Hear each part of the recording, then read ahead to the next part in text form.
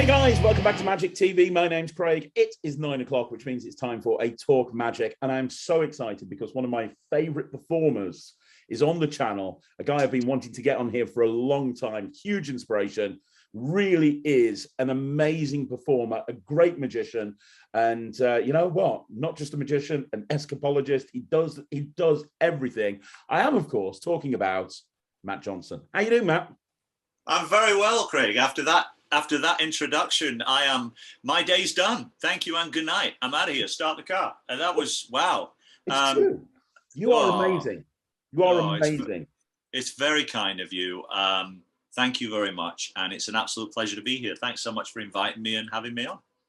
I tell you something. We spoke about Ryland off camera earlier on. He saw your performances in AGT and he'd never seen an escapologist before. And he was so scared to death, like the entire way through. And I want to talk about that whole process later on. But I mean, you created such an impact. I mean, you had people literally on the edge of their seats. I mean, it was wonderful to watch. So in a bit, I'd like to talk about that whole thing if we can, please. Oh, absolutely.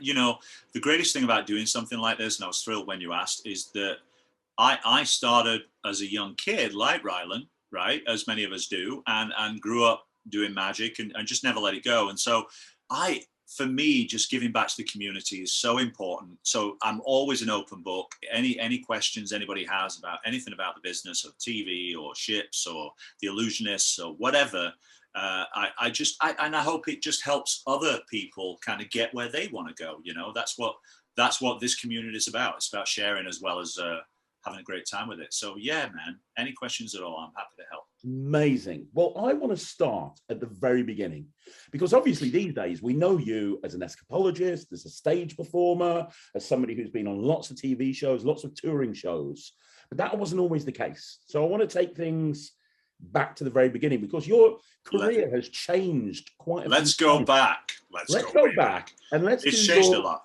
Well, let's do your origin story first of all. So what was it? How did you get into magic? Was it your typical, I'm going to pull coin from behind someone's ear, or what bit the bug? Yeah, so I probably started around 12 years old is when I started. And what happened was a friend of mine, who's still my friend to this day in England, he had the Paul Daniels magic cards. You remember those 12 packets? I think there was 12. I've got them right here. Sorry, no, there was 10. The little plastic pouches, they were color coded for difficulty, purple, red, blue, and each one had got a little packet card trick in it. So he had those. I didn't have any magic. And then another friend of mine had a magic set. And so when I'd go over to my buddies' houses, they'd take out these things, and I was fascinated. They'd show me a trick, and I was just fascinated. So then, you know, I started to play with them a bit too. And then me and a friend of mine that had the magic set, him and I put on the magic show in my parents' backyard in the shed, and set up some little chairs and a cloth. And I'd been to Devon, and I bought the Ali Bongo Book of Magic. And in the back, it talked about supreme magic. So we went through Bideford, and I made an appointment to go. And I bought, I still remember, it was Maurice Vogel's Seance Act in a little booklet. Why I bought this, I don't know. But I bought it, and then that was it. I bought a thumb tip from a joke shop, and that was it, really.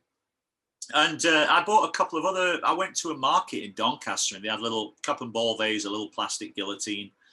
I bought those, and that was it. And I was just fascinated for whatever reason. And then what happened was, the real pivotal thing for me was my mom and dad hired a magician for my brother and sister's birthday party. Ooh. And he came out, a guy called Arbuthnot from Sheffield. And he came out and he did a magic show for my brother and sister. I think she hired him twice, actually, for separate parties. And he came out, and halfway through the show, my sister jumped up and said, "My brother's a magician," which I'd literally been doing it maybe 6 months. And I was embarrassed. I said, no, I'm not. So anyway, at the end of the show, he called me over, and we lived in Sheffield, near Sheffield. And he called me over, and he said, if you're into magic, there's a magic shop in Sheffield. And here's the address, here's the name, go there, tell them I sent you, and you know, they've got magic and stuff. And it's a place called Magic Enterprises run by Russell Hall. It's still there to this day, still there.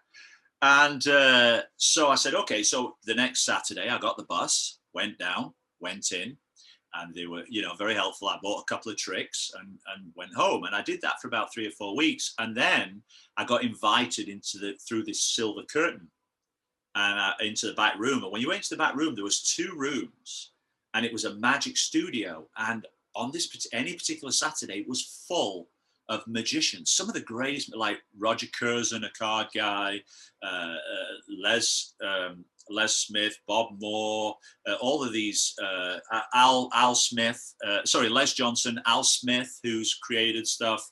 Some of the greatest magicians in the world were in this room. And that was it. It was full of magic, full of books, videos, magic, Jack Hughes magic props. And so then I went there every Saturday, 52 weeks a year, first one in at 9, last one out at 5. I'd get the bus there, I'd get the bus home, I'd read the books that I bought, whatever, on the bus home.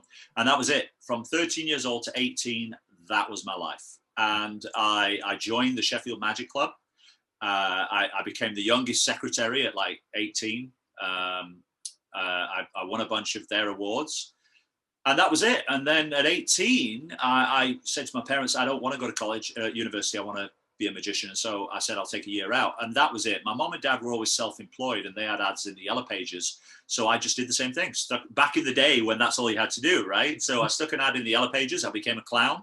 Actually, I've got pictures of me up here as a clown. I wonder if you can see it. Can you see? Yeah, right? yeah, I see that. Yeah. This office here in my home is all my memories. You can't see these walls, but there's giant posters from like the Illusionists and stuff, and number plates from everywhere I travel. And so it's my office. So yeah, so I started as a clown, doing kids parties and a few close-up gigs, and that was it. And then I did that for a couple of years. And then at 20, I did North Sea Ferries as a magician for a couple of seasons. 2 6-month seasons. And then back then you bought a newspaper called The Stage and Television Today, and it had a classified section, and there was an ad for Magician Wanted for hotel in Japan. I sent a video, I got the job. I flew to Nagoya, Japan, and I was a magician for Hilton Hotel, where I was doing 6 shows a day, 6 days a week. And then I met a Canadian girl and moved to Canada in 1998, 23 years ago, and here I've been ever since. And that is my story in a nutshell. Wow. Well, yeah. Let's just break some of that down. So, I mean, you've basically been performing your entire life. Well, not yet, but I'm working on it. Oh, you're getting there. Pretty much from 12 years old. I had no interest in magic until I got to 12 years old, and then it just all changed. So, obviously, we know you now as a stage performer, but when you first started learning magic, was it stage magic that you're interested in, or was it close-up magic? No, I was in the day. I think when everybody starts magic, I think you go through a cycle of trying everything, right? You try close-up, parlor, mentalism, comedy magic, escapes, kids party. You try everything just to kind of find out what you enjoy. And so I went through that gamut. And then when I was about 17, 18, I did some escapes. Actually, I've got here on my wall, there's a picture somewhere. There's a photograph of me doing a straitjacket escape upside down from a crane. I was about 17. And then there's a bunch of newspaper clippings here on the back wall, if you can see them, with me in chains. And these are from when I was from England when I was a kid. And so I did that for a little bit. And I didn't really like it. And I also didn't like heights. I'm terrified of heights. So the straitjacket thing, it wasn't a burning rope or anything, but that was like, no, this ain't going to do for me. So I started being a kids entertainer because I really quickly realized that I could make money at it. And I got a job in a local bowling alley in Sheffield, and they paid me, I was only 17, and they paid me £100 a week, which was a lot of money 25 years ago. And that was whether I did 1 5-minute show or 10, it was a retainer, and I got it every week. So I got £400 a month. So I was making more than my friends. And that's where I started learning how to be a kids entertainer. And anybody will tell you, you do a gig a lot and you get better at it, right? So I became a kids entertainer, and then that was it really. And then when I always said, the day I don't have to put on the makeup and the wig and I'm flying somewhere, I've made it. And I got the job in Japan. And that was as a close-up magician in their bars and restaurants in the hotel, strolling magic. And so I got that gig. I went, I took off the makeup, and I did it there. And then that was it then, until I did a 6-month contract. And then I ended up in a nightclub in Japan where they wanted an illusionist. So they said, have you got illusions? I said, yeah. I didn't have a single one. I went back to England, bought 4, shipped them to Japan, and I did 2 6-month seasons in Japan as an illusionist in a nightclub. Wow. And then basically sold everything, moved to Canada. I had $7,000. I had a briefcase full of tricks. I'd sold all the illusions. I came here, I had nothing. And I became a kids entertainer again. And then I was really a kids entertainer, kids entertainer and balloon twister right up until I did Britain's Got Talent, like 2018. That was the core of my business. And then in and around that, I did corporate gigs when I could get them. And I also did, as you probably know, I created a lot of stuff and did a lot of lectures. We'll talk about that in a minute, because that's and then that's it really. And then it was only I went from being a kids entertainer magician to I got really bored because I was doing a lot of shows. Like I was probably realistically making about $150,000 a year as a kids entertainer, which was great. It was a great income. And so, but I didn't even have to think about it. Like 10 minutes before I left the house, I packed the case, I went, I did the gig, came back. It was robotic. And so I got to a point where I was done. When I was about 40, I'm 47 now. So when I was about 43, 44, I got to a point, I said to my wife, I'm done. I can't do this anymore. I hate it, And so I kind of thought, what can I do? And so I spent a couple of years as a balloon artist. I created a character called the Cool Balloon Guy, the rock star of balloon twisting. And I started doing crazy, like Harley Davidsons and all this stuff. And I started getting hired in places like Dubai to do stage shows as a balloon artist. Wow. And that's kind of around the time that I was working with Penguin and stuff. And I got all the tattoos and I started growing the beard. And then I got into the escapes in 2000, and I actually physically started even doing anything remotely to getting ready for it in 2016. That's it. That's when I started. I had no experience before that, and then a lot of things happened that led me to where I am today, and that's the story. I find it fascinating that you spent so long being a kids entertainer, and I didn't even know that, because I've followed your career fairly closely.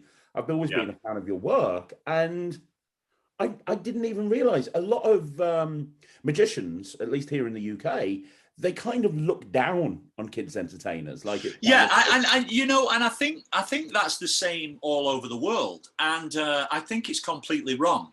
I at the time I was a kids entertainer for my full-time living and making my career and paying the mortgage and all that, and I was doing very well. But in magic worlds, I was trying to keep it I was trying to keep it secret. I didn't want people to look down on me like, oh, you're a kids entertainer, So I would do close-up magic, and I would do the odd corporate gig, and I do the odd, I do magic conventions and and create magic for sale. And I tried to keep it separate because I didn't want people to go, oh, I was trying to build a different image for myself and rebrand myself. But, looking back on it now, the greatest gift I could have ever had and ever given myself as a new performer was being a kids entertainer.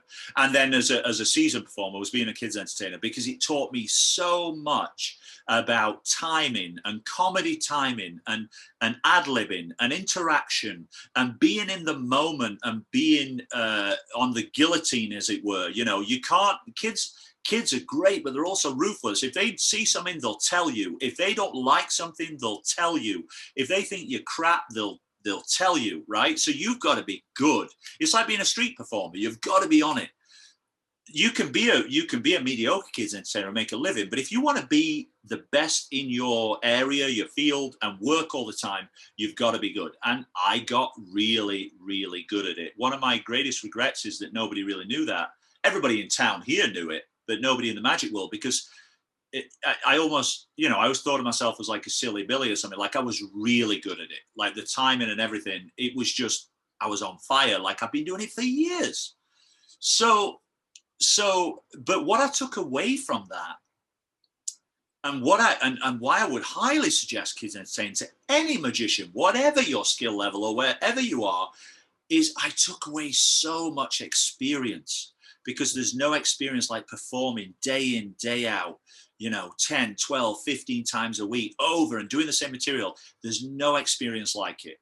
And that's what I did. And that was my foundation. And so I still use those skills and those lessons and some of the jokes today in my cruise ship work, my theater work, my TV work. I still use all that. And what it makes me is a confident, strong performer that really on a dime can give a comeback, can stop a heckler, you know what I mean? And wherever I am in any situation, whether it be for kids or adults, whatever level I got to turn it to, it's all from that. It's all from that. So I recommend it highly, and I would never, ever, ever look down on Kids Entertainers, because they are some of the hardest working magicians on the planet, and they do it for some of the least amount of money, if you think about it. Yeah. Right. Because you're doing kids parties for, whatever you charge, £200 or £300, I'm guessing, and for a show. And there's guys out there going out and doing a corporate gig that maybe aren't as good entertainers. It's like session musicians, you never know who they are, but they play and they're phenomenal. Or people on the street, you see street performers, they're phenomenal, but they just haven't had the break. So in magic, you have one of the greatest gifts, because if you're a musician and you learn to play a guitar and you're fantastic, unless you break out, you're part of a 5-piece band, and the money's always shared 5 ways, right? Nobody's paid as well as a magician. If you're the comedian, you get the unless you get the headline spot, if you're one of the opening acts or you're the middle act, you're going to make, $100, a couple of $100. But if you are a magician, you can go out and do an hour party for £300, $400, and do 3 in a day. That's serious money. That's serious money. So magicians really, really should take heed on that. It's very, very important. You can learn a lot from it. And the other thing about being a kids entertainer is, at least I found in any case, if there's a recession or there's a global pandemic, the first thing that always comes back is the kids shows. Because if you haven't got much money, and you will do whatever you can do to make sure your child's got a great birthday. You will save.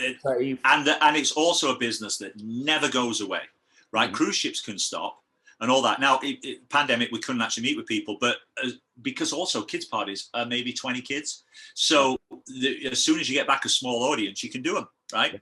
And you can do them outside, you can do them distance. So yeah, and that market will never, ever, ever change because kids will always be born. So it will never change. You've got a market forever. And a lot of families will have 2, 3, 4 kids. So you do Billy's party, we'll have you back for Rachel's party in a couple of years. It's a great living. I have a website called magicshowtogo.com with the number 2. And it shows me as a balloon artist and a kids performer, and it's still up, and I still get calls. I don't take any of them. I have it there because it's so well established. When the calls come in, I pass them to friends and I take 15%, right? And I still run that because it's got all my stuff all over it. And people always say, "Oh, you still the kids?" No, I haven't done it for years, but I still get calls every day, and I'm getting them. I'm getting them now every day. And I just look at my wife. She's like, "Well, why in the pandemic?" She's like, "Well, why don't you do them? You're not doing anything." I'm like, I couldn't. Not because I'm better than it or bigger than it. It's not that. It's because it's an art. And I've been out of that art for so long that if I went and did it now, they would eat me alive. And also, it doesn't bring me joy anymore. It's not that I'm above it. I stopped doing it because I did it for so long. It doesn't bring me joy anymore. So then why do it if it's not about the money? It's about it bringing me joy. As long as I can pay my bills, it's about how much happiness I get from it. But I give that work to my friends. So that site still exists. And, you've still got some old photos of me in kids' outfits and balloon twisting stuff. It's pretty funny. But, it gets my friends' work. So, I'm happy to have it. Well, before we talk about transitioning away from kid shows, let's just rewind a little bit and talk about you as a creator and about you working with various different magic companies. Of course, that is how the magic community knew you for the longest time. They didn't know you as, I mean, obviously we knew you as a close-up magician, as a performer, definitely not as a kids entertainer, but we knew Matt Johnson, the guy that was creating. And I think the first thing I ever remember seeing you kind of front was the sponge eye trick. I think it was to Chris Smith. Black Eyes. It's Black the DVD's here somewhere. Oh, it's just up there. It's like a little packet it's a packet great thing. trick. It's a great trick. You know, it's sponge moves, but I've always had this knack of looking at something and kind of putting a twist on it. And the idea for me, it was more about the routine than it was about the sponge moves. You know, it makes sense to me. Black eye, they were little letter eyes, and you could say, I'm going to give you a black eye. I got my eye on you. If you put it on the hand, eye. There were tons of them. And then at the end, they ended up with pink eye, right? To me, it's funny. I loved it. Yeah, that was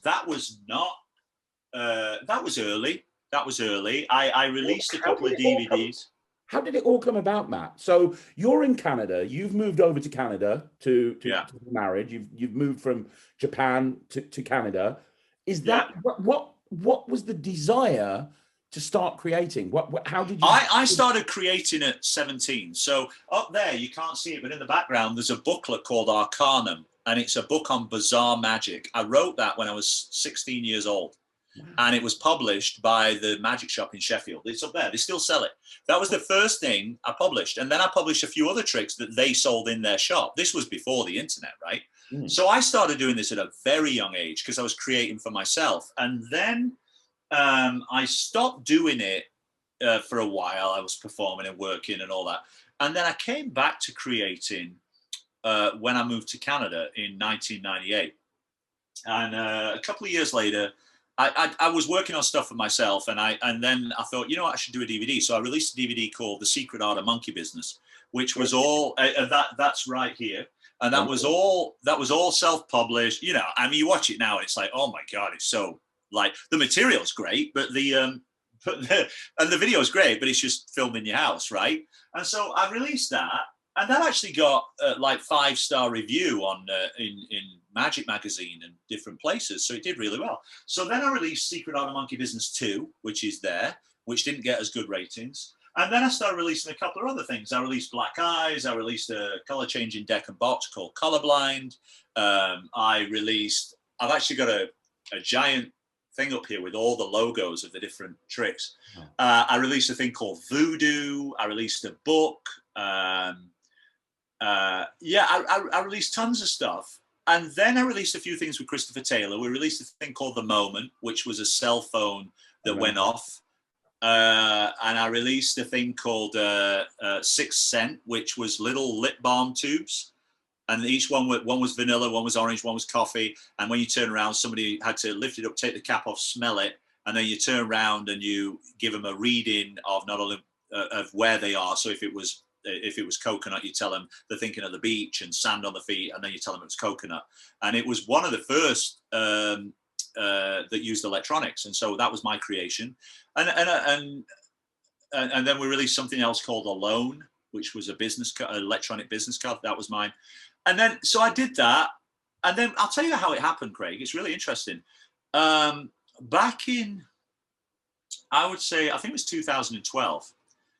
I was single, and one of the many times in my life, and I thought, I'm going to go on vacation on my own, and I booked the Orleans Hotel in Las Vegas for 6 days because my aunt and uncle lived near the hotel, and it was her favorite hotel to go and gamble.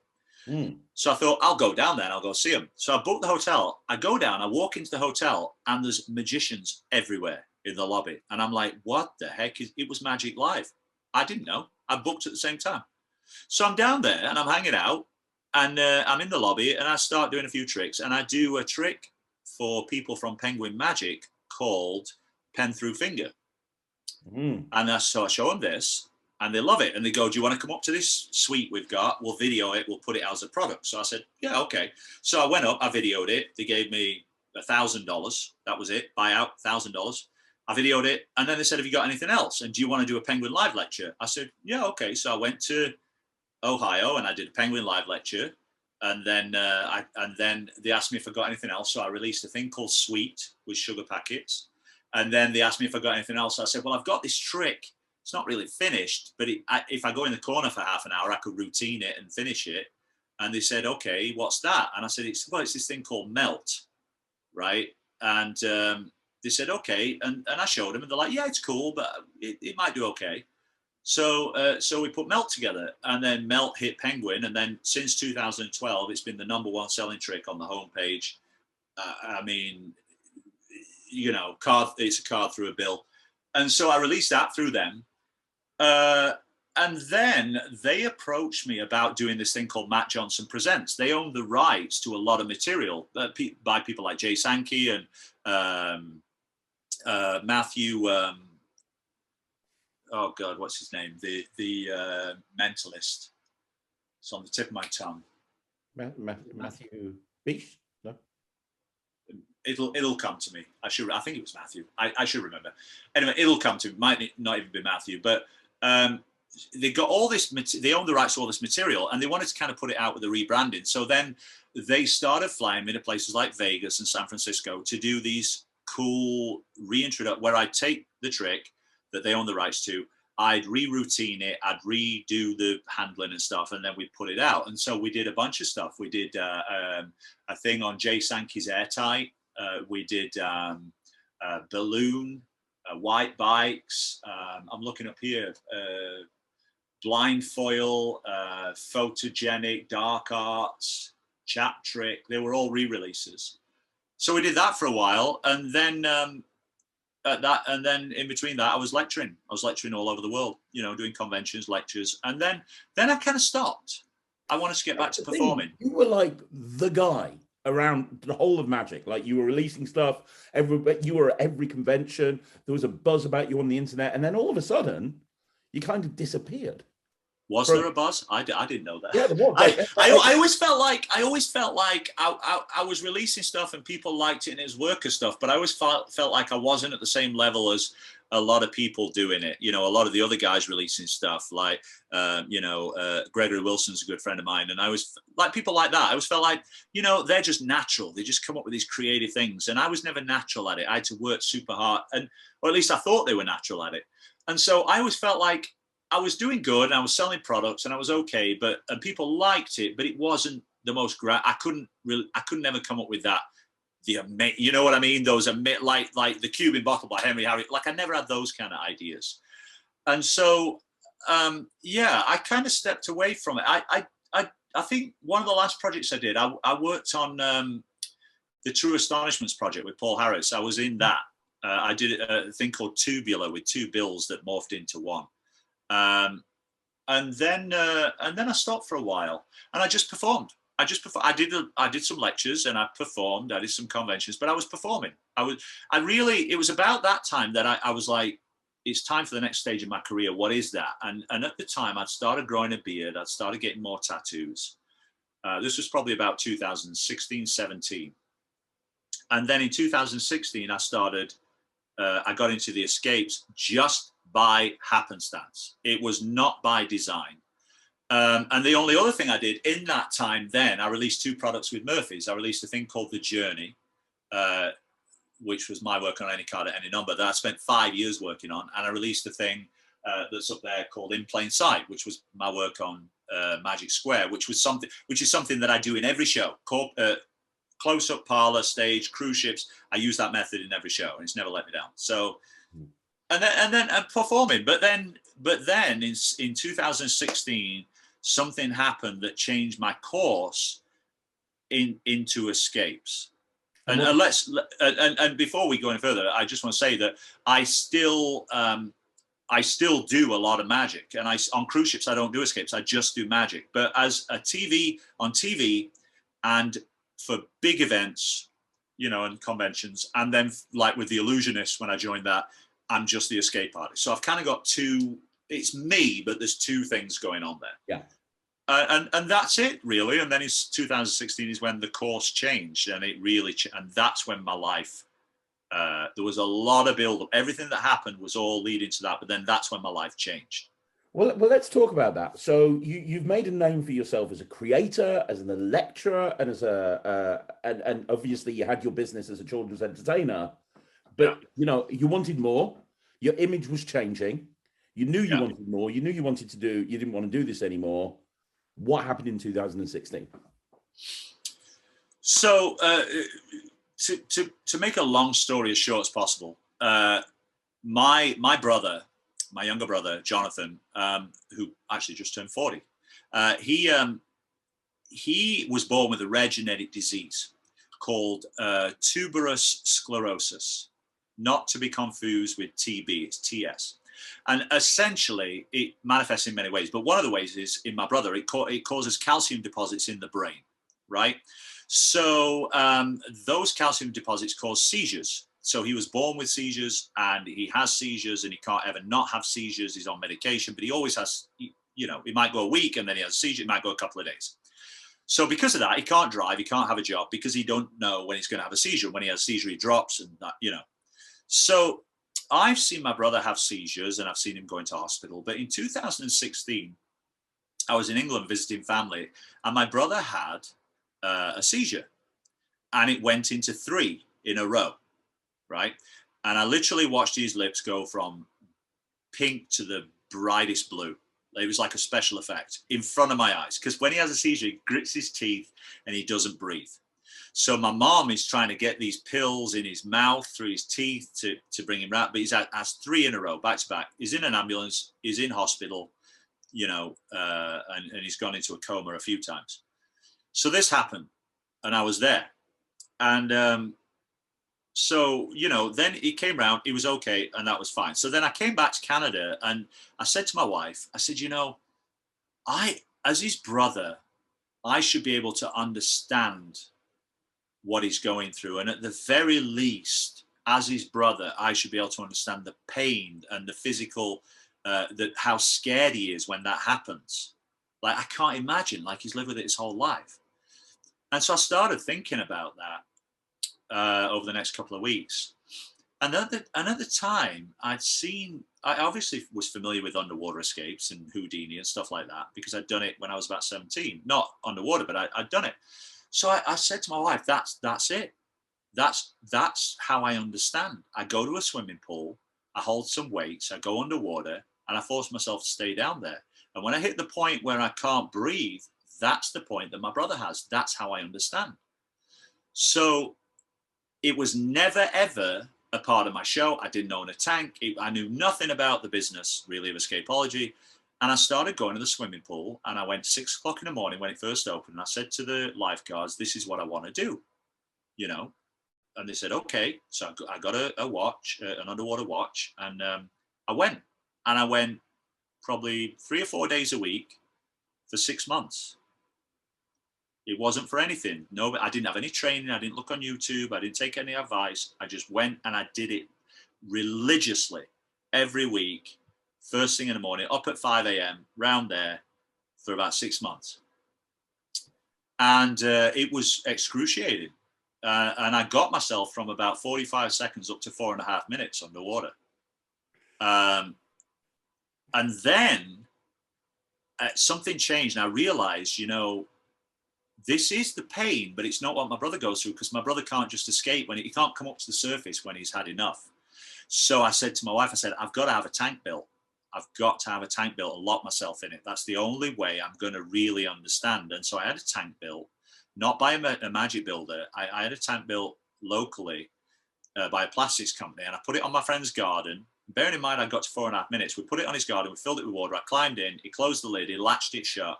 And I lasted probably 20 seconds. I freaked out. And it was at that point that I realized that's what my brother goes through. That's what anybody with a seizure goes through, because it's when you can't breathe and you're aware of it inside, you're awake, but you can't breathe. Your anxiety goes up, your your heart rate goes up, your blood pressure goes up, and all of that burns oxygen really fast. So you can go from 4.5 minutes just relaxing in the swimming pool, and suddenly 20 seconds is more time than you could ever have, right? Because the difference is you're locked and you know you can't get out, and the brain just won't allow you. So anybody that says, oh, well, I can hold my breath on the couch for 2.5 minutes while I was watching Matt Johnson. Yeah, you can. But the second you're in there and you're chained, not only are you in there, but then you're chained and handcuffed, and you are trying to, you also have to appreciate that when you hold your breath underwater, and if anybody does an underwater record, they're not moving, they're completely still. That's because any movement, even lifting my finger, will burn oxygen. A thought will burn oxygen. So you can't move. You can't thrash around. You can't pick locks. You can't do all that because it will burn all your oxygen. So now 2.5 minutes underwater, or 2 minutes, or 2:10, or whatever, is a lifetime, a complete lifetime. And that's how it started. And at the time, I'd sent videos every year for about 5 years to Britain's Got Talent as a magician, and they never replied. And then, so we did this, we had this tank built, and we did it, and I got better at it, and better at it, better at it. And I had a show coming up in a theater, and I said, you know what, let's put it in the show. And so we put it in the show at the end, first time live, and we videoed it. And I think I got out in like 1:30 or something. And it was, and we videoed it. And I said to my wife, I'm going to send this video, last go. So I sent it to BGT in 2016. And they got back to me and said, yeah, we'll have you on the show. So that then becomes another story. And very quickly, just let me ask you one question there. What made you pick BGT? There's so many. I mean, we know that you went on AGT later on. You're in Canada. What made you go BGT? Because I'm British. Fair enough. Because it was the most important place to go and do it. Okay. Because my family's in England. I'm a British citizen. I still am.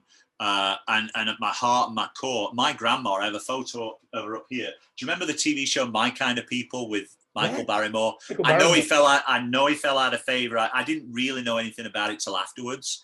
But I have a photo up here of my grandma trying out singing. She was a singer for My Kind of People. Michael Barrymore stood next to her. Wow. And my grandma, when I was a kid, said, you should be on a talent show. Well, of course, I was a kid, right? I mean, all grandmas think the kids are the best in the world. You should be on a talent show. So that's always stuck with me. So for me, it was like, I've got to go to England, where that's what it's all about. So it was never a question for me to do it anywhere else. Okay. And so they said yes. And so this 2017 was when they said yes. So I packed up I had a flight case made. I paid $5,000 or $6,000 for shipping and flights and hotels. And I flew to England in 2017. I got there. This is my dream for 5 years, Craig. I got there. I walked out on stage in rehearsals, not the actual show. Mm-hmm. In the rehearsal of the act, I walked out. I got in the tank. There was nobody in the theater, but my mom and dad and my wife were there, and all the producers were there. I got in the tank, started the escape. About 5 seconds before the end, the water tank shattered. With me inside, flooded the set, completely flooded the set, shut production down, shut the set down. 2017. Nobody knew about it because it was never aired, right? And I was injured in the tank. I was absolutely depressed beyond belief. I went into a downward spin. I was like, 5 years I've been trying to get there. I spent all this money. Spent all this money on the tank. It was a malfunction in the plastic that just at that moment decided to go. And I came home and I was devastated, absolutely devastated.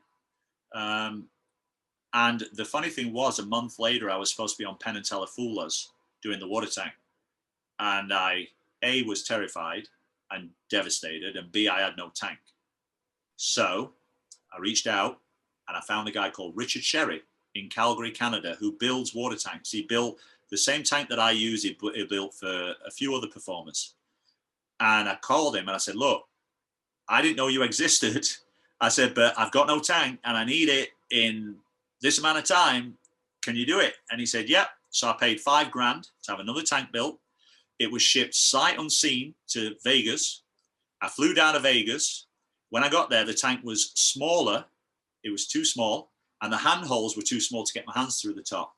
So we shaved the handholds, and then I climbed in it. I was on the dock of the Rio Hotel where they filmed the Penn Teller Fool Us show. I was on the dock trying to hold my breath, squished up really tight in this little tank. I couldn't do it.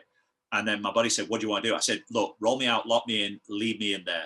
And if I pass out, get me out. That's where that line came from that I said on Britain's Got Talent. I said, if I pass out, get me out. I did it. It worked. I got out in like a minute 40, minute 45. It was on Penn and Teller. It worked. So then I sent an email back to Britain's Got Talent and said, I'll come back 2018. No reply. And I sent email after email, no reply. I flooded the set. You had your chance. But I had this tattooed on my hand, never give up. And there's the date that the accident happened. There's the water spilling, the words, and that's where it came from. And so I looked at it every day and I kept sending emails until I was annoying, and eventually said, fine, come on the show. And I went on the show. The tank you saw was the new one. I went on the show in 2018, and as you know, standing ovation, 4 yeses. I only got to the semi-finals, but that's fine. But it changed my life. And then that grounded me and sealed me and set me in stone as an escape artist. And it also got viewed internationally. And those videos now have hundreds of millions of views. And it showed me to the world. And it changed my life. And it gave me that never give up commitment. And it really changed my mindset. And I'd gone through all kinds of adversity, as had my brother. And it really focused my mind. And bearing in mind, when I did BGT, I was 44 years old, right? And so it focused my mind, and it proved to me that without giving up, I was here to stay, and I got a new image, and I got a new lease on life, and I got a new drive, and and that then consumed me 24 hours a day, 7 days a week. And so then I set my sights on what I wanted to do and what I needed to do to get there, what steps I had to take to get to the things I wanted to do. And that's what you've done. You've capitalized on that. Some people go on BGT and they do okay and nothing comes of it. But I mean, right. You use that as a springboard. What was your plan? You came off BGT. You're now known as an escapologist. You've got a couple of escapes in your bag. You want more. You don't want to go. You don't want to go back to now doing kids parties and creating magic tricks. You've had a taste of this. This is what you want to do. Yeah. What was your game plan? Well, I mean, at the end of 2017, funnily enough, before I did Britain's Got Talent, I actually got accepted on a cruise ship. And I tried for years to get on cruise ships and couldn't get anybody to take me seriously. And because I did Penn and Teller, I got the video from that and I sent it to a few agents and I got one to buy. And in Florida. And so at 2017, at the end, I started cruise ships before I did BGT. So I was already then doing cruises. Cruises aren't the greatest money in the world, but they are good money.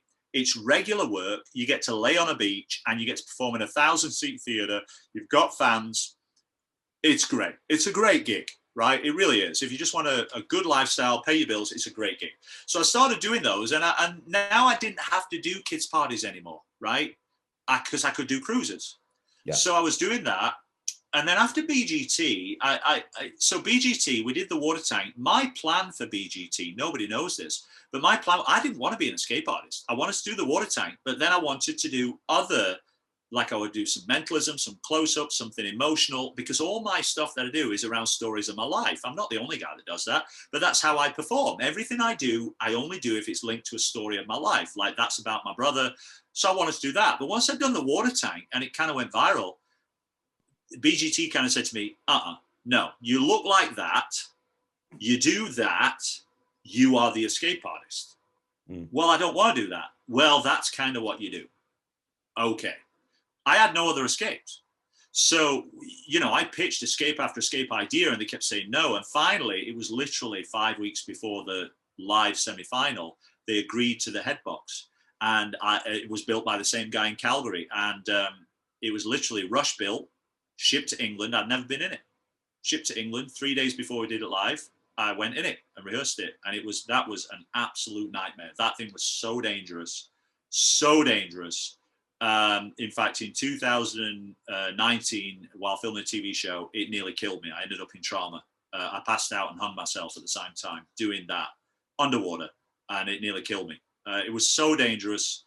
but I did it on BGT, and then I got voted off in the semi-final. And to be honest, that is the best thing that could have happened to me, because I got the notoriety, I got the fame out of it, and I got a couple of props, but I wasn't owned by the machine.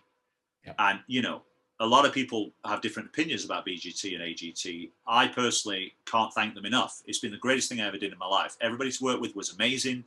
They couldn't do, and they were totally right about the escape thing, by the way. They were totally right, you know.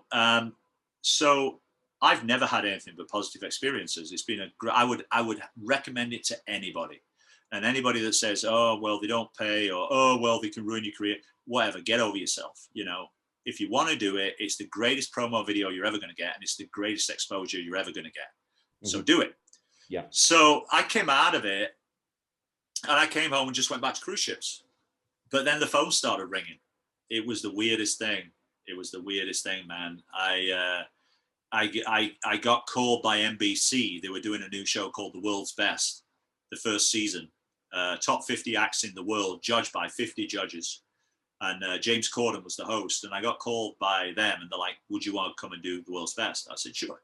So I flew out and did that in the November of 2018. I also got contacted by a show in Italy called Tusa Cavallis, which is kind of like BGT. And they flew me out to Rome, and I did that. And I did a bunch of other TV shows, I forget. And then The World's Best aired, and then I was invited on the Late Late Show with James Corden. And then I got to the top 25 of The World's Best. And then after that, the phone just never stopped ringing. I get offered every Got Talent show in the world every year. Germany, France, Czechoslovakia. I get offered them all every year, and I turn them down. I don't want to be the guy that's on every Got Talent show, you know? So yeah, so so then I did that. I did cruising, and then also I started getting more corporate gigs because of my exposure. And I got the best gig I ever did was just before COVID, 2020 January. I got flown out to Chicago to do a corporate event, a big banquet with my act, and finishing with the water tank. They shipped everything down. Greatest money I've ever been paid in my life. For a gig, I just thought, this is ridiculous. And, you know, and then I got a US visa, and so that an O1, so I could work in the States. And then it really just changed my life. And then I did all those shows. I forget, Craig, I can't remember what I've done. And then it just changed my life. And then COVID hit, and then AGT got in touch. Before AGT, asked me, how did you get involved in the Illusionists? Because that's a really big deal as well. Outside of the whole TV stuff, I mean, doing the Illusionists is... Yeah, I wish you could see it. There's a poster here. It's 6 feet high on the wall.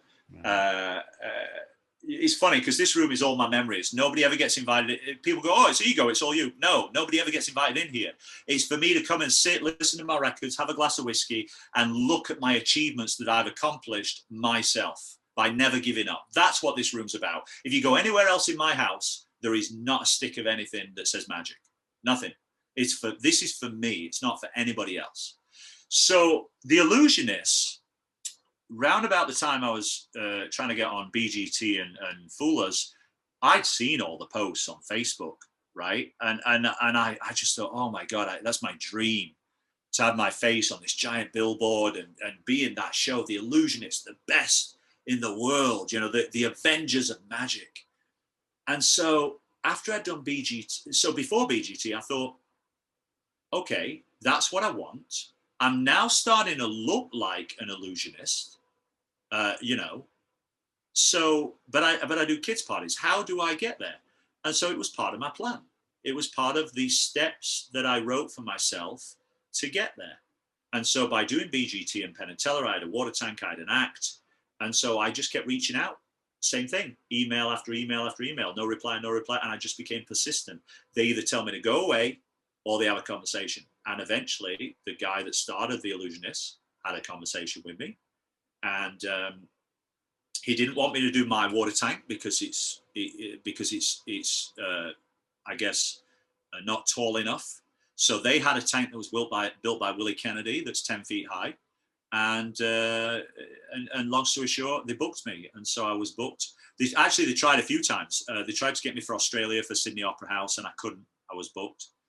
They tried to get me for somewhere else. I was booked, which really was upsetting. But I couldn't. I've always had this thing like, don't turn down gigs. If you're booked, you're booked. And then finally, they offered me 6 weeks in Panama and Mexico City. And I had to change a couple of things, but I could do it. So I went and I did it. And I did 13 I just did the underwater escape. It's a big feature in the show. The creators of the show really want the underwater escape in there, the Houdini water torture cell. It's a big feature. So I did it, and we did it. I did it 13 times a week for 6 weeks. It was a lot. It was a 3.5 minute underwater escape. It was a lot of work. It was absolutely physically and mentally exhausting, but I did it. And then they tried to get me for a few others. I couldn't do it. And then I ended up flying out to Saudi Arabia. We were the first magicians allowed in Saudi Arabia because it was illegal before. It was classed as witchcraft. And so I wasn't booked for that. Andrew Basso was, but he unfortunately lost his mom, and he had to fly back for the funeral. And so I was in Arizona doing a gig, and they called me and said, "Can you be in Saudi Arabia in 2 days? We'll get you a visa. Can you come?" Just for 2 shows. So they flew me to Saudi, and I did that there. So and then COVID hit. So I've only done 3 contracts with them, but I set out a goal. What have I got to do to be taken seriously? And so I put those steps in place, and it was hard work, but I got myself there. And even if I never do it again, the poster's here to prove it. Well, here's a question for you.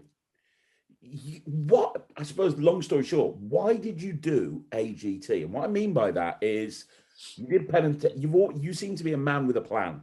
You always have a goal. You always have an end game. You did Penn and Teller because of this. You did Britain's Got Talent because of this. You then did this because of this. You've already done a Got Talent show. You're already really well known. You get the phones ringing off the hook. You're getting offered TV work left, right, and center. You have successfully rebranded yourself. Why go and put yourself into a position where, I know they look after you. I know they do. We've had this conversation off air, but especially with the sort of act that you do, Matt, could go wrong. And it could make you... It could go wrong, but also one of the fears that people have about these Got Talent shows is that you could end up looking like an idiot, right? Mm-hmm. And I'll be honest with you, they don't set out to do that to you, right? At least in my experience. It's never been anything but positive. So there was kind of a method. Yeah, you're right. There was a method behind that madness. And the method behind the madness was, in this industry, if you look at somebody like, oh my God, I've forgotten her name. Very, very famous singer. She was on American Idol. She got voted off 4th or 5th. And now she won an Oscar. A name will come to me, but my point is, she used that platform to then go and do the hard work, right? To become an Oscar winner and A-class actor, right? She used that platform. Nobody gave it to her because she was voted off 4th or 5th. So when I did BGT, I did any opportunities that came my way, and but they would come in my way. I didn't seek them out. The reason I did AGT was really because it had been 3 years since I did BGT. It had been a few years since I'd done any TV shows, really. And I've got a great career, but now COVID's hit. Now I'm at home for 1.5 years. I did a thing for History Channel. I did a couple of bits, but I'm at home for 1.5 years. So now I'm thinking, I'm going to come out in 1.5 years. What am I going to do? Well, I'm probably going to go back on cruise ships. And then when the Illusionist starts, I'll go back there and I'll do my gigs. And that's all very well. But one thing I learned about this experience of getting into where I am now in 17 and 18 is that you have to never give up and you have to keep driving. So if I go out again and start doing my gigs, I will do them and I'll make money, but then I'll start to become stagnant because I'm not in popular culture anymore. I'm not on the, I'm not here anymore. And now I'm the guy that did it 3 years ago, who everybody knows. Yeah. So I thought, right. And AGT have asked me a couple of times. And so they called and asked, and I said, okay, I'll do it. And they said, well, what can you do? And I said, well, I'd only got the water tank. I got the head box, but I wouldn't do it anymore after my accident. I wouldn't You do it. My actually wife's... referenced that in the audition, didn't you? You say, I remember your audition. You Yeah, it's absolutely true. Yeah, yeah, absolutely true. And when I did the buzz saw, the circular saw on AGT, that was the first time I'd done an escape since my accident. Absolutely true. And I was terrified for many reasons, which I can tell you. But so I thought, you know, I've got to get off the saddle. I've got to get back on the saddle and do escapes again. Otherwise, I'm never going to do them again because of my accident. And so they call, and I said, look, I've only got the water tank. I said, the head box, we've drilled holes in. I'll never do it again. It's too dangerous. And they said, well, what other ideas have you got? I said, well, I've got some ideas. So we did a Zoom call, and I just told them my ideas. They didn't exist. And so they contacted me and said, and then that was it. And then that was in the October of 2020. And then it wasn't until January maybe of 2021, and we filmed in March. They called back and said, do you still want to do the show? And I said, well, this thing I told you, I've got to build it. I said, it doesn't exist. I'd have to have it built, flight case, and we got 6 weeks. And they said, well, could you do it? I said, I don't know. So I said, yeah. So we built it. The circular saw, the whole thing was welded piece by piece with me standing there with a welder locally saying, weld this there, weld that there. It fell on his head, cut his head open.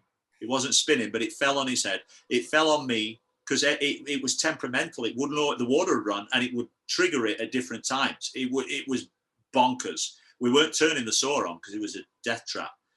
And so then we got it to a point where we thought it was working. So we had a flight case made and we shipped it to LA. That was it. I didn't rehearse it until the day before the show. Rehearsed it, choreographed it, routined it. And on the day of the show, I got on there. All true. I flipped. Actually, in front of the judges, I burst into tears. It was cut out. It was cut out of the edit. I couldn't. I was crying uncontrollably because I was terrified. They cut it out the edit. I got on it and I was upside down looking at those saws thinking, this is bonkers. And what you saw is what it was. Absolutely God's honest truth. And that's what it was. And then we finished it. I didn't have any other escapes. So the chainsaw was created and built in about 5 weeks for the show.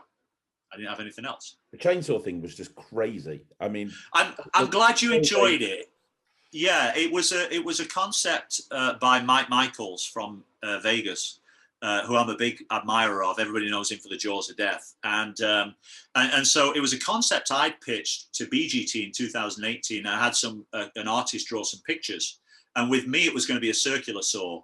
And then I contacted Mike and I showed him my drawings, and he'd already worked on something, and so we kind of put the two together and built it. And I drove to Vegas 4 or 5 days before we filmed it. I'd never been on it. And so they fitted it to me where the links were. And then we drove it to LA. And then we had 2 or 3 days of rehearsals before we did it live. And then when we did it live, things did go wrong. It wasn't perfect. It still needs working on. But we did it. We did it. Apparently, I screamed too much, Simon said. But I remember that. And then Howie Mandel said, "Well, how would you feel with a chainsaw coming at your face?" Because what a lot of people don't realize is that chainsaw is coming. It's cutting that wood, and if it hits my face, it's going to chew my nose up and my face in a second. And I was trying to make it so that I slid out at the last second. And now, when we were rehearsing it, I was wearing safety goggles, and then the choreographer said, "You know what? It looks a bit too much like you're safe if you have safety goggles on. So could you do it without?" So we took them off, and the problem was all the sawdust was falling in my face, and so my eyes were getting. And I was saying to my assistant, "Look, I don't want to get out until it's this far away from my nose." And he was like, and in rehearsals we stopped it 20 times because I couldn't get the lock undone, and it was that far away from my nose. We turned the chainsaw off. Absolutely true. And so I was having trouble with this lock up here because it was backwards for me. And then we just did it, and it was pretty close, and I've not performed it since. It's now back here. The flight case is 8 feet long by 4 feet wide by 4 feet high. It weighs 800 pounds. Wow. Yeah, it was. I think it cost about $10,000 to build it. Yeah, that's crazy. Yeah, yeah. Look, I And mean, so, and you won the hearts of the nation with that. I mean, oh, it was, you know what? Listen, when you do these shows, you've got to have a thick skin. Simon's quite entitled to his opinion. And if he, listen, I'd not, any act, whether it be an escape or a magic trick, you want to rehearse that thing and choreograph it for like 6 months at least before you put it in your show. And on BGT and AGT, other than the water tank, I've literally had 3 days on all everything else I've ever done. The buzzsaw, the chainsaw, the head box water escape, literally 3 days. And people think that I've got all this time. No, I wish I could choreograph it for 6 months, because they'd be a lot better than it actually ends up being on the show. It's just me hanging on for dear life. But you know, it just is what it is. And so I take nothing from that. I do AGT. I get voted off in the quarterfinals. Guess what? I got 2 brand new props out of it, flight case. I got seen by millions, and I've become current again. How is that a bad thing that I didn't get beyond quarterfinals? It's not. well, while everyone else is sitting at home doing virtual shows for 30 people, you're being seen by millions all over the world. And getting paid nothing. But that's okay, because you can't. The value comes after. Yeah. Those videos from those shows last forever. I got called at the start of this year, and I'm not doing it actually. I can't do it, but I got called at the start of this year by a show on Broadway in New York that wanted me as part of the show for 5 months doing my escapes on Broadway. And they contacted me because they'd seen my water tank escape on BGT in 2018. It took 3 years, and then they contacted me. Those things exist forever. So they are a calling card for the rest of time. So I don't know the ramifications of what's going to happen, right? So listen, to get a promo video like you get on those shows would cost you hundreds of thousands of dollars. And the experience and the exposure. So you better believe that you're doing it for free. You know what I mean? Absolutely. Absolutely. So here's a question. Here's a question for you. And this is probably a question that I'm thinking a lot of people have got that they're thinking of right now. You were at 42 years old. You were a kids entertainer going out. 40, no, right up until I'm 47, so about 44. About 44. 44, you were going out doing kid shows, doing balloon models, making a living, getting by.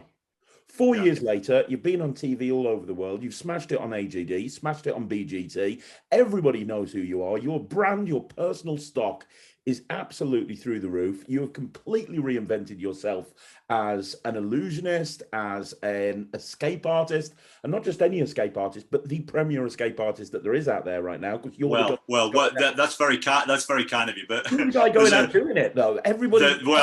There's I mean, I want to do a shout out to people like, you know, Dean Gunnison, who's one of my teachers, Andrew Basso, Crendel, Jonathan Goodwin. I'm a huge fan of his. He's so creative. I mean, that's the kind of, you know, Richard Sherry and his wife. That's the kind of league of people that I'm in now, because I'm performing at that level. And just to be even considered in that league is you know, Dean Gunnison is like, you look up escape artist in the best in the world, Houdini, and then Dean Gunnison. You know, I mean, it's mind-blowing to me. I've got a poster of him here signed by him and a photo with him and my wife, because when I did the world's best in LA, he was not only my teacher for the fire rope, but he also was on set with me. He was shouting 10 minutes, you know, a minute 30, like he was there, and he's a hero. So yeah, I mean, I never, thing is with me, Craig, in magic and escapes and entertainment, I never ever say or consider myself the best. I did say earlier that was incredible at kids' parties. That sounds egotistical. It's just true, because I knew how much work I put into it and how good I was at it. But I never say I'm the best. Not knocking you, because I really appreciate it. But I just always consider myself very humble in the company that I keep, or the people that I work around.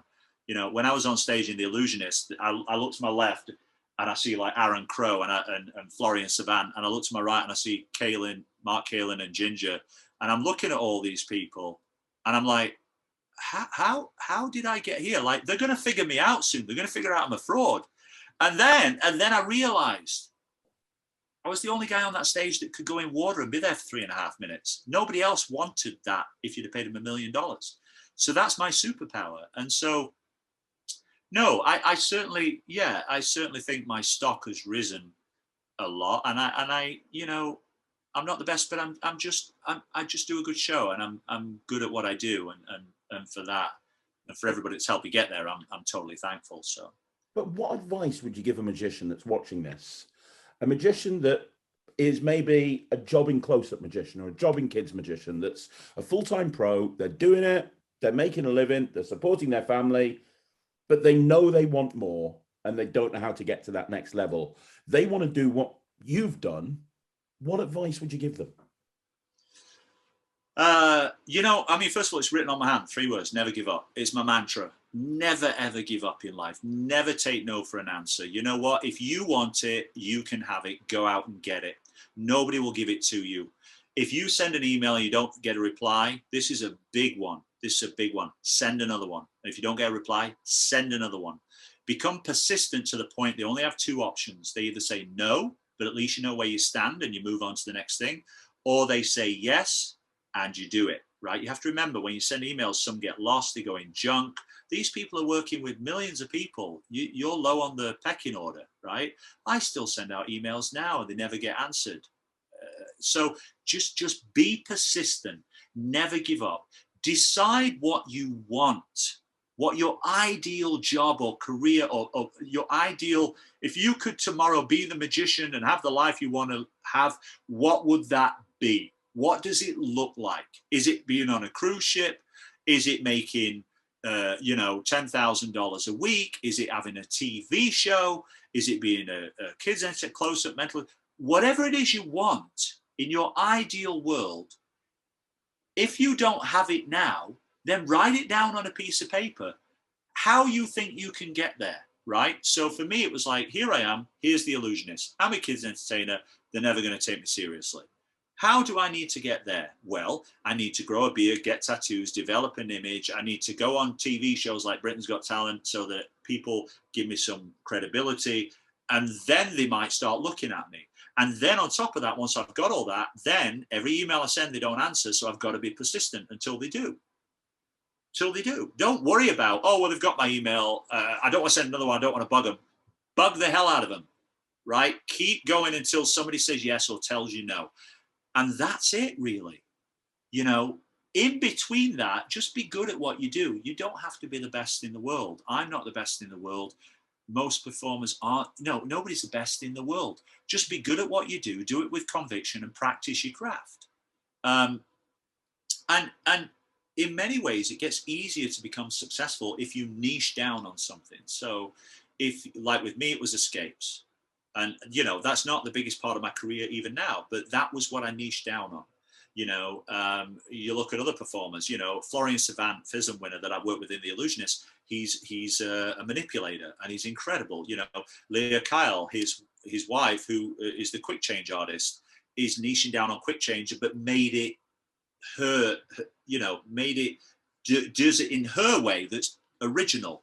Niche. I used to hear it all the time. Be original, develop a character. And I was like, well, what's a character? What's an image? You know, how do you know? I just happenstance into the water tank. It had been done 1 million times before. It'll be done 1 million times after. But I just happened to go into that. And I think the reason that it worked for me is because it wasn't done for money. It wasn't done as part of my show. It was done for a real, true to life story about my brother. That's what my journey was about. And ultimately it became an escape that had a story, but also when I do it, even though I got to 4.5 minutes, I now can't do that in a water tank. In a water tank, I can do a minute, 45 seconds to a minute, okay. And then the rest of it, I'm struggling. But I choose to do it that way because the struggling is believable, because it's real. And if you connect with the audience outside of that water tank, if they're connected and they they don't want you to die, and they feel for you, and they're in there with you, and you feel like part of their family. That's where the magic is, and that's why my escapes succeed, because I don't act. I do it for real, and my fear is genuine. And there's always something that could go wrong, like it did when I nearly died. You know, I pulled a fish up through my tongue. I burnt myself. I've done all kinds of accidents to myself, not because I'm not smart and not because I don't have a plan, but because I'm always on the edge. And I do that because that's what makes it real and believable for my audience. And if you do that, that's what makes me different than every other water escape. Right? It's like, if you can do the magic and it just exists without the audience there and they don't feel anything, and you do it and it's great, but it doesn't mean anything. If you make that connection with the audience, whatever you do, and it's genuine, that's where the real magic happens. And that's what happened to me with escapes. And that's why it works. So just be you, be honest, be real, do what you do with conviction. Figure out what you're maybe niche down on something if you really want to do TV and stuff, and just never give up. Be persistent, and never give up, because I've had a lot more doors slammed in my face than I've had opened, and the only reason there's any success is because I just kept kicking them down. That's it. I mean, that's so inspirational. I mean, it really is. I mean, incredible. And I really hope everybody's listening to this, because this is just edge of your seat stuff. It really is, Matt. How important do you think it was with this whole rebrand of Matt Johnson? How important do you think it was, the beard and the tattoos? What I'm trying to ask is, because I get this question a lot on the channel, how do I develop a character? And you've answered it perfectly there. But I mean, how important is it? How far do you go? Like, Pip the Magic Dragon, he had to put on a dragon suit. You know, beard and tattoos. How far do you have to go? How much commitment do you have to do in order to develop that character to take your act or your so important. There are different ways to develop a character. They can be physical, you know, and funnily enough, just about 3 or 4 weeks ago, I shaved my beard off, as you can see. I had the full beard and I shaved it off completely. Only because I've had it for 6 years. I just wanted to change, but I knew I'd got to grow it back because it's my character. But your character can be physical, like with me, a beard and tattoos. It can be verbal. It can be the way you talk. It can be the way you act. It can be where, it can be how you contort your face, like somebody like Norman Wisdom. It can be all kinds of things. For me, what I find is important is you almost want to be a caricature. You almost want to be a cartoon, right? So if you see me, bald head, big beard, tons of tattoos, it just, and then I open my mouth and I've got this really nice English accent, and I'm well spoken. I don't sound anything like I look when people first see me. That's a juxtapose. That's a, whoa, what happened there? Now, people who were like, maybe you're like, oh, he looks a bit scary, and now they love me and they feel for me because I'm this nice guy, right? So it's got to be. I almost created a caricature, a cartoon that people couldn't forget. They couldn't forget. You've got to be able to describe yourself. Imagine somebody describing you on AGT last night. What do they say? Oh yeah, the dude, you know, the dude with the beard and the tattoos, the guy that in the water. Oh yeah, that dude, right? Or the English accent, the beard and the tattoos, the bald head. You've got to be memorable, otherwise people will forget. And you've got to be an iconic image that when they see that image, it's instantly recognizable as you. And you've also got to stand out from the crowd. Now, that doesn't work if you do kids parties and you do corporate events. The world's different today. You can turn up to a corporate gig with a beard and tattoos, but 10, 15 years ago, you couldn't go to a house party for kids looking like this. So you almost want to be at a point where you look so different and unusual that you create your audience, because not everybody accepts it, but those that do love it. And those that do remember it. I always talk about Andrew Dice Clay. I don't know if you're familiar. American comedian, foul-mouthed. He's like Bernard Manilow, Chubby Brown, just foul-mouthed, right? Not everybody's cup of tea. I don't particularly care for his stuff. but he's got a lineup a mile long when he does a show, because those that love him love him. He's niched down and created a market. You're never gonna you can make a good living and be successful and always be happy doing whatever you want to do. But if you want to create a market and you're the only guy, you've got to take risks. You've got to take chances. You know, I can't stop doing this and go get a corporate job looking like this. I just can't. I've kind of made my path. I mean, now the world's a lot more lenient, but you just can't. You have to take chances, and you have to be all in.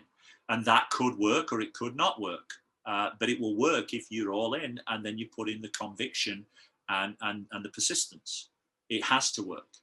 And so that's the one thing I would say. I don't think I ever set out to have a beard and tattoos. I think it just evolved as I got kind of a bit fed up with doing kids' parties. And I thought, you know, if I get a few tattoos, maybe they won't have me in the house anymore. It just kind of evolved. Yeah. I think you get to a point where you can either go looking for it and it's really hard to find your character, or it just evolves from it's like we evolved from tadpoles to humans because we needed to get on land to feed, and we grew legs. So you evolve to your surroundings, and I think it's the same with magic. And I think the easiest way to do that is just ask yourself what your story is and who you are as a person, and try and be. I would always try and be honest and truthful with not only your audience but yourself, because if you're doing it from a place of honesty, it can never be wrong. Because the one thing about you and everybody else in the world is everybody is unique. Everybody is, and you create an image to stand out, right? But you are already a unique character, because you already bring your history and your past and your ups and your downs, your successes and your failures into everything you do.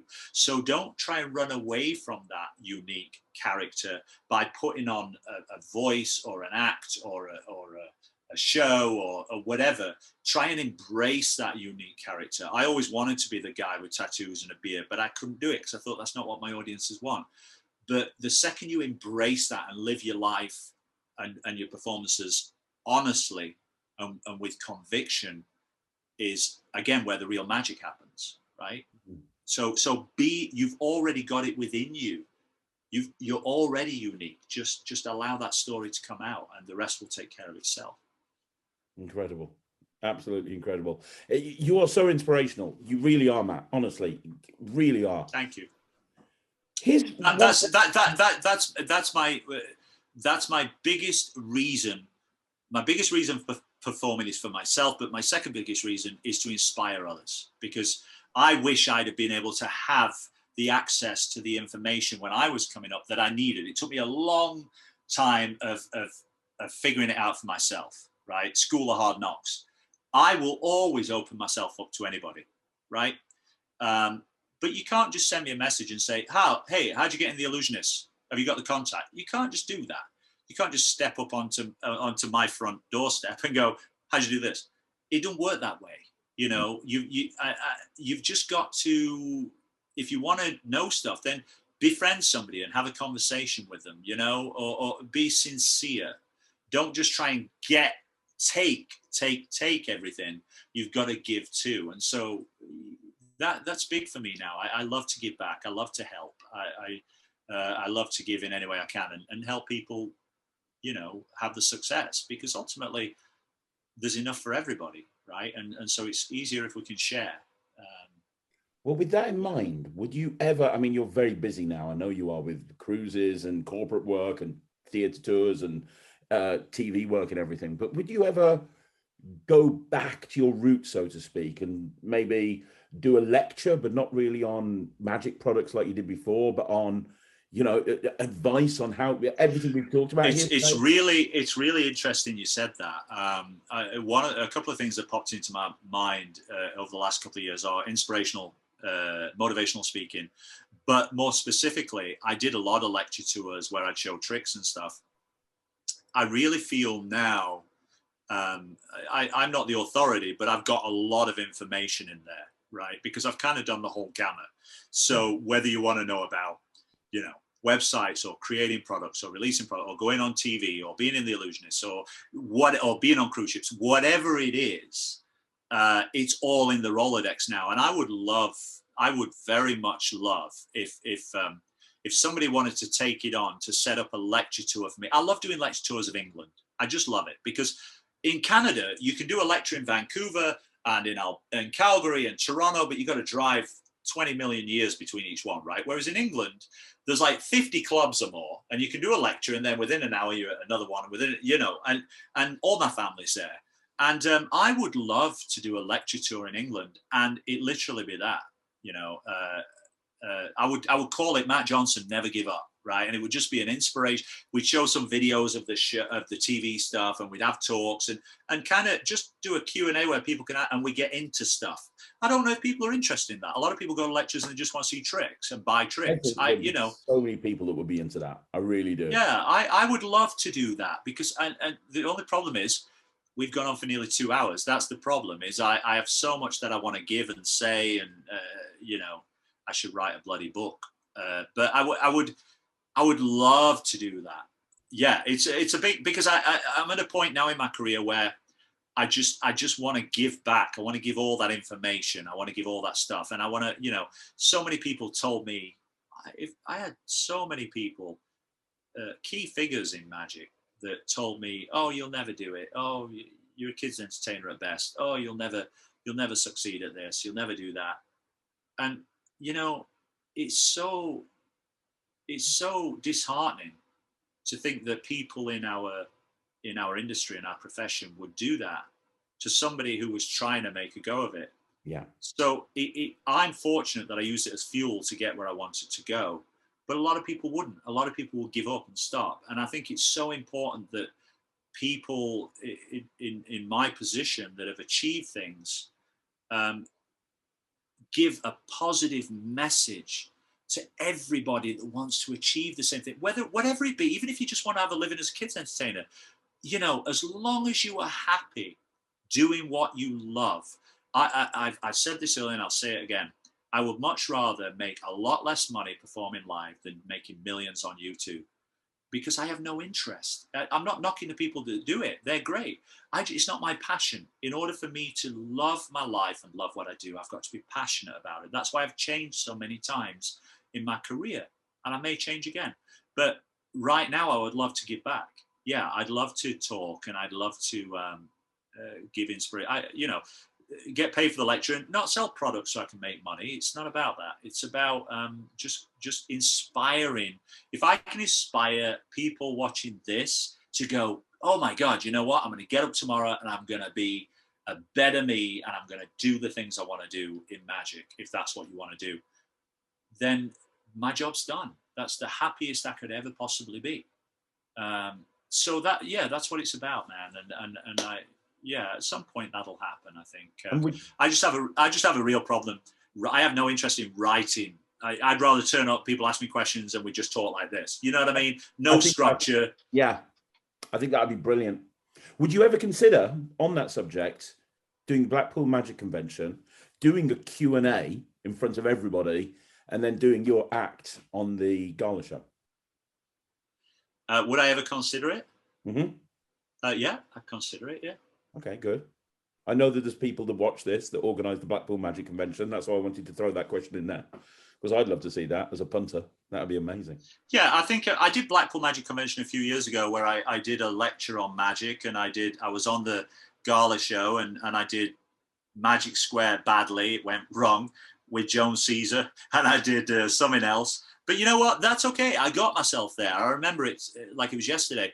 If I did it now, yeah, I'd love to do escapes and then do like a Q&A or something. Yeah, absolutely. I'd love to.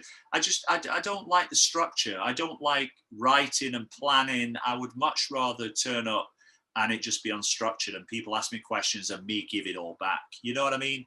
That for me is how I like to do things. And sometimes people want that. Sometimes people want structure. But yeah, I'd love to go back. It's been a long time since I've seen all my friends and in the magic business. And the first convention I ever went to as a kid was when, and you probably remember, it was when Blackpool was one day.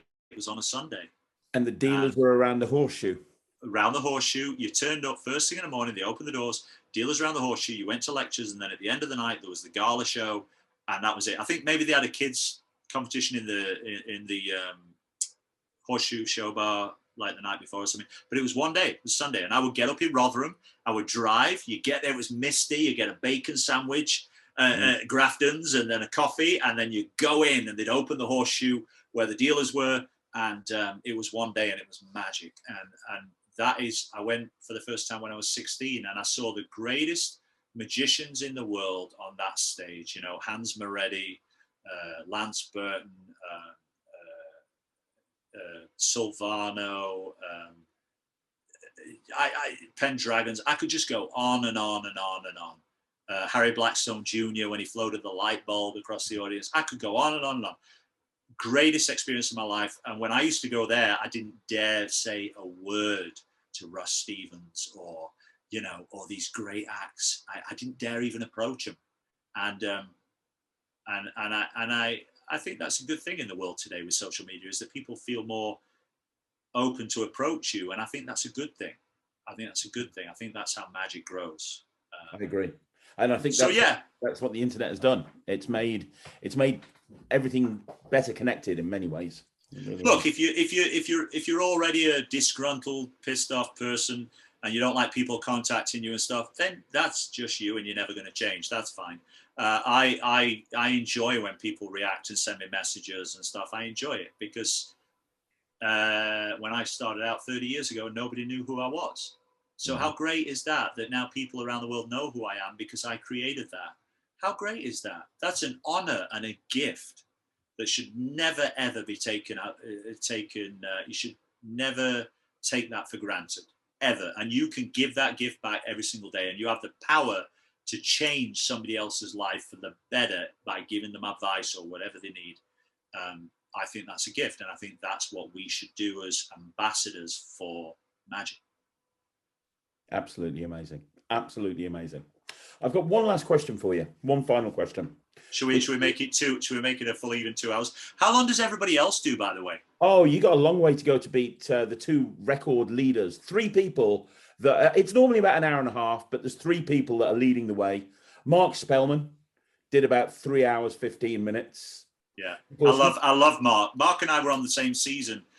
Well, he told his whole X journey. He spent a long time talking about why he went back, and that took a long time to explain. So, and Mark was fascinating.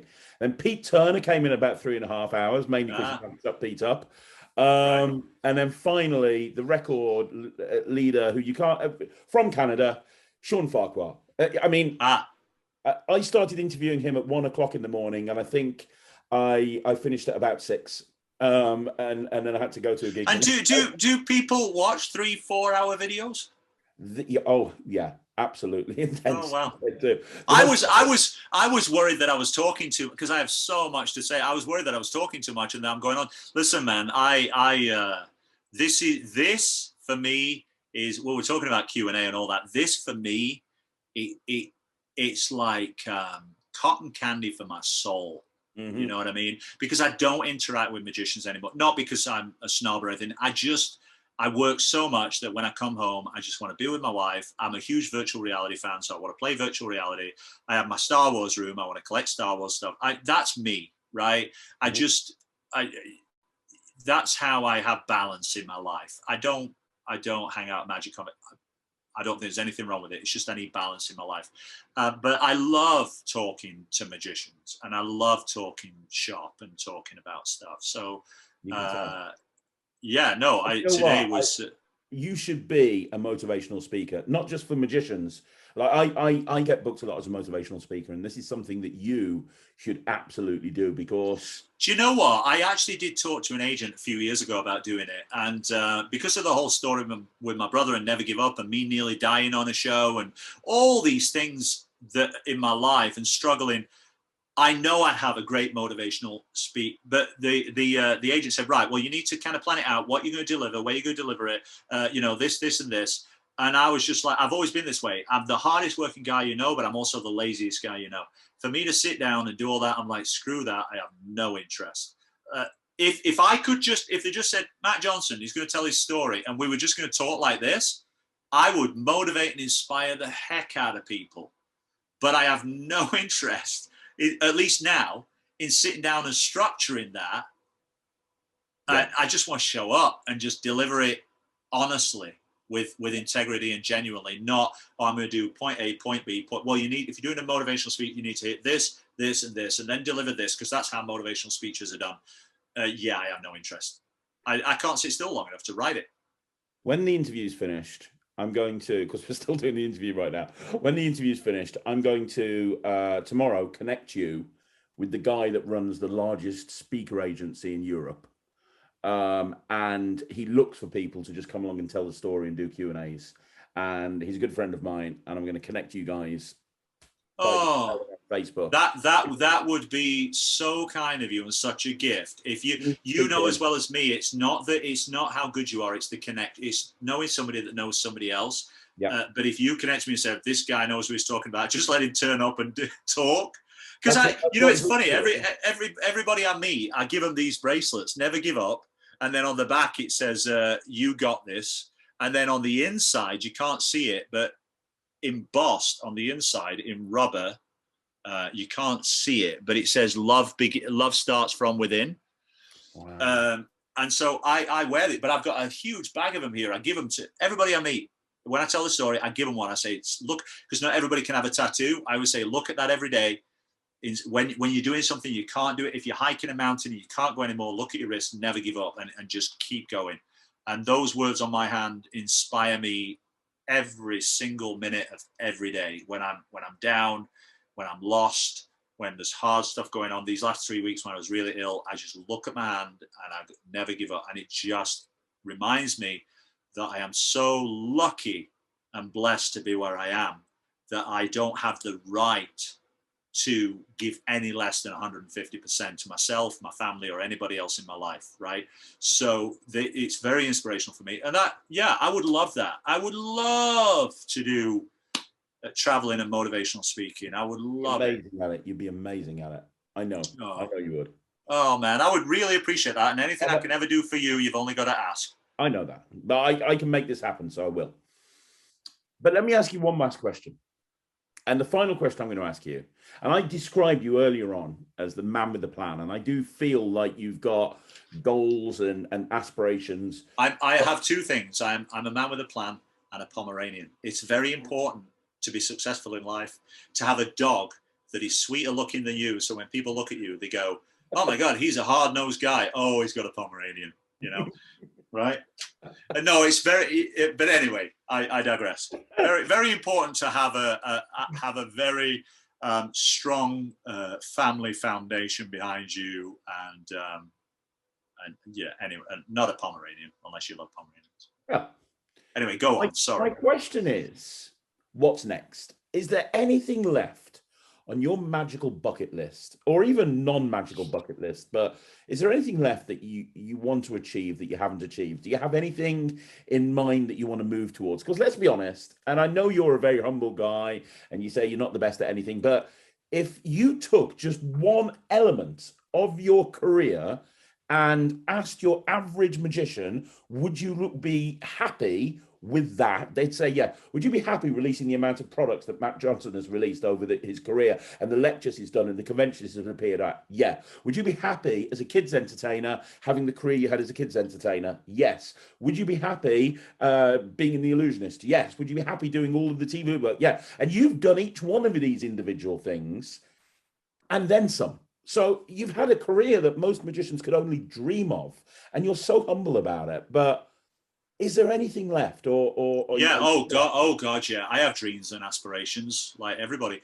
I also have good days and bad days. You know, anybody looking at my social media and think, oh, he's so successful, he's doing all that. Yeah, but I don't tell you all about the times that I've emailed 1 billion times, or I've had all my calls rejected, or somebody said, no, you're not good enough for the show. Somebody else got the gig, you know, and I'm down about it. I'm depressed about it, you know, or jealousy comes in because somebody else got it and I didn't get it. That stuff happens to me too. I just choose not to focus on that stuff, because that stuff doesn't help anybody. Certainly doesn't help me be successful if I focus on the negative, right? But yes, I have dreams and aspirations and things I want to do. The one thing I know about me is now that I'm not afraid to change. So it may be that I get a year from now and I decide I don't want to do escapes anymore. My goals right now, I would love to have my own resident show somewhere. You know, obviously Las Vegas comes to mind. It's not particularly where I want to live because I love Canada, the seasons, England's like that. But I'd love to have a resident show somewhere because a lot of the props I have now, I couldn't even go into a theater, set them up, pack them away and do a theater the next night, because things like the chainsaw, for example, that takes 3.5 hours to assemble, 3.5 hours to take apart. And then that's not including the performance and the rehearsal time. So, I mean, these things take a lot of time. So I'd love to have a resident show somewhere. And I think I'm at a point now where I've certainly got the repertoire for it. I mean, I've got, you know, more than 2.5 hours worth of material, good, strong material in magic and escapes and mentalism. So I'd love to have that. Because I've never done that. I'd also love to have a TV show. There's not really a lot of money in TV shows like there used to be. I mean, in the days when Paul Daniels was on, you know, there was a few people that had a TV show and you were a celebrity and a star. A little bit different now, because now we've got reality TV. Now you can hire people for little to no money. So budgets are smaller. So, you know, it's a little bit different. What I will say is, though, and I think the reason a lot of, and I'm not an authority on this, but just from what I see, I think the reason a lot of people do TV shows is because then it's like being on AGT or BGT. It gives you notoriety, and then you can charge a little bit more for your shows. You're a little bit more desirable. If you do a theater show, you can sell more seats because people know who you are. And that's one of the reasons I'd like to do a TV show, as another notch in my bedpost to say, look, you know, he had a season, 8 episodes, and people know who I am. So that when my bookers book me, they know they're going to sell the seats, because ultimately that's what it comes down to. You could be the worst magician on the planet, but if you happen to sell full theaters every night, you'll get booked, right? Yeah. Because it's about putting bums in seats. So I definitely would like to do that. The other reason I'd like to do that is because I haven't done it yet. I haven't done my own TV show, my own season. I've got quite a few ideas. I tried pitching a few years ago, but I didn't really follow it through. You've really got to follow through on something to make it happen. So my own live resident show somewhere, a TV show, because I'd love the experience, and I'd also love to have something that stays forever, you know, something that I, like everything else I've done, products or whatever, something that's there, that you did that and it's there forever. Again, it's not really about the money. I think if you do season after season, then your wage goes up, and because of your notoriety and celebrity, your money goes up, obviously. So I'd like to do that. And the other thing I'd like to do, believe it or not, is get on TV, whether it be talent shows, I don't know, but as a magician and mentalist, I'd like to get recognized more for that. Because when I did Penn Teller and BGT 2018 as an escape artist, it kind of becomes a rod for your own back, right? I mean, I'm getting older and I'm not as supple and agile, and things hurt a lot more. So that stuff, it's got a shelf life. But also because I love doing my escapes, but I'm terrified of them. That's genuine. Every escape I do, whenever I do it, I'm terrified because I've had a lot of injuries. So while I love doing them and while I'm recognized for it, it kind of is a rod for my own back. I'm my own worst enemy because it's not my favorite thing to do. I love doing magic, mentalism, close-up. I love doing theater shows. I love doing audience interaction, ad-lib, you know. I love doing all that stuff. So when I do cruise ships, that's all I do. In actual fact, when I do cruise ships, the only escape you see in my show is me saying, who here knows who I am? Who's seen BGT? And half the hands go up, and I go, for those who haven't, I want to show you the moment that changed my life. And then I sit on a stool and I run the water tank escape from Britain's Got Talent from 2018. It's 5 minutes long, and I watch it with them. I say, this moment changed my life. And when it's over, I stand up, the lights come back up, and I go, and everybody's going, oh, and I go, who thought I was in trouble? And half the hands go up, and I go, I'm right here. I'm sitting right here. Like I could have told you I survived. You know what I mean? And it's kind of fun. But I do that in my show. That's the only escape. I watch a video of it, and it gets just as good a reaction. People are in the audience going, "Oh my God!" And I'm like, I'm sitting right here. So that, and I enjoy that because I get the same. I love meeting people. I'll do it all day, every day. I'll be the last, if there's a show with magicians, I'll be the last one till 4 o'clock in the morning, chatting to people, taking photos. I love it. So on cruise ships, once they've seen your show, you're like a celebrity. Some people love it, some people don't. I love it. So on ships, I get to do my show. I get to do what I love. I don't have to nearly kill myself. You know, I've built the celebrity up because of the TV shows, and now they're like, oh, he's a magician too. So I would love to be recognized as a magician and you know, mentalist and all that, because I've done it my whole life and I've got the chops. But no TV show that ever calls me now wants me to be a magician. They have zero interest. It's like, hey guys, I do magic and I do mentalism and I do close-up and I do illusions. I do all that. Yeah, no, you're the escape guy. So, you know, while people go, oh, he's got everything he ever wanted, be careful what you wish for. Because on the surface, it looks like that, listen, when you go in the Illusionists and you have to go underwater 13 times a week for 3.5 minutes and you're struggling and you can't breathe, and you're nearly dying, and it becomes so mentally exhausting, suddenly you go, I'm not being paid enough. You know what I mean? Or this is what I wanted? This Death March playing in my head while I'm walking to stage because I'm going to drown myself? This is what I wanted? You know? So be careful what you wish for. So I think they will be my 3: resident show, TV show, and being recognized on these shows as a performer and as a storyteller and as a motivational speaker, and you know, because all of that, when I do a cruise ship show, is engulfed in my magic. It's so special, and so, but I'm never recognized for it. And so I think that is a big one too, and that's going to be a hard one to get out of, because just as hard as it was to be taken seriously after being a kids entertainer, and again, I have the utmost respect, but when you're wearing a silly suit and you've got a funny voice and you're doing that, to then expect the Illusionists or whoever to book you is night and day. Never going to happen. And it's the same now with magic. It's like, well, you're an escape artist. Yeah, but I want to be a magician on the show. Night and day, right? So I've done it before and I'll do it again. And so I think those really are my 3. I'd love to write a book too, but I'd have to tell somebody that book. I'd have to dictate that book, because I hate sitting and writing. I'd love to just talk and people write it all down. From the second I was, you know, born into this world to where I am today, I think is really inspiring. And so I'd love to write that. I just don't think I'm famous enough in the real world yet that people would buy it. So I don't think the story's over yet. So that's why I've not done it. But I would certainly love to do that. And motivational speaking. I would kill to tour and do motivational speaking gigs. With a passion. So that's it really. So there's lots for me to do. And I think if you ever stop, or you think you've done it all, or there aren't things you dream about, then the show's over. It's time to hang up your hat. I really have the same aspirations and dreams that every other magician does. The things I haven't done, and they become my new goals, and they are harder it becomes hard again to achieve those goals, you know.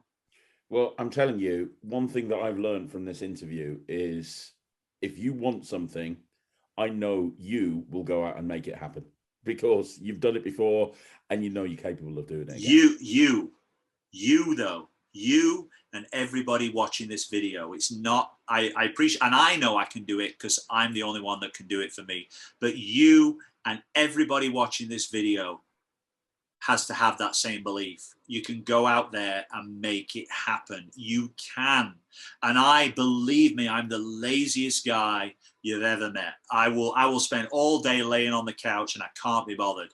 I have to force myself, but once I've bitten in there, once I'm gripping it, nobody works harder.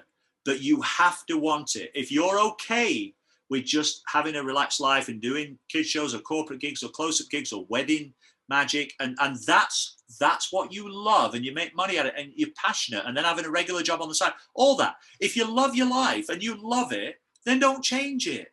Because no matter what you get in this business, of course we all want to be on the Illusionists. Of course we all want to be on TV. Of course we all want to headline a cruise ship. But once you get there, if you don't love it and it becomes another set of headaches, then what's the point? If you are in a place right now that you love, you really love waking up in the morning, you're inspired, you love what you do, you love magic if you're a magician, and you get everything out of that your soul needs, then you've already arrived. You don't have to chase being in the Illusionists. But if you're not happy and you really want to be in the Illusionists, so you really want to headline a cruise ship, then make it happen. Nobody will give it to you. And if somebody says to you, you're not good enough, I've sent videos out to cruise ship agents and they said, yeah, it's not good enough. But I knew in my soul I was. Then get a better video. Then rent a theater and film a better video. Then make your promo better. You know, if you can't go on a cruise ship because all your promo is kids entertaining, which mine was, then it's not going to work. So make it work. And if you can be better tomorrow than you are today. I've done shows where I'm crap. I've done shows where I'm great. I still do shows where I'm crap or I mess up tricks, but I can't base my life on that moment. Once it's done, it has to go. You have to let it go. You know, if you do a trick on stage and you expose it, let it go. Don't let it consume your life. Tomorrow's a new day. Move on. If magician, there tends to be this thing that magicians want other magicians to think they're great. If you do an act in front of magicians and they don't think you're great, you go, oh, nobody. Then make yourself great and do it again and prove them wrong. You know, I put a quote on my social media once. I do these quotes from time to time. It's not my quote. And the quote was something like, one day, those that said you couldn't do it will tell everybody how they met you. You know what I mean? Mm. The point being, when they said you couldn't do it, they were right. They were probably right. But then you worked so hard that you proved them wrong. And when you did that bad show, they were right. You weren't good. But then you worked so hard that you are good. And then that really annoys the people that said you couldn't do it. Now, I personally don't get anything from that. I get zero from it because I'm not an egotistical person and I'm not a mean person. I get zero from it. It's, you know, I want everybody to be happy, but I get from it what I did to change myself in that situation. And so go out there and do it. Anybody watching this video, trust me, you can do it, but you've got to put in the work. You've got to have a thick skin. You've got to be told no. You've got to be told you're not good enough, and you've got to make yourself good enough. That is the only way you're going to do it. But whatever it is that makes you happy, just do that, you know? And if you do that, then you've won. There is nothing else but that. Don't stress yourself out too much, because, you know, stress and high blood pressure, all that's going to put you in a box.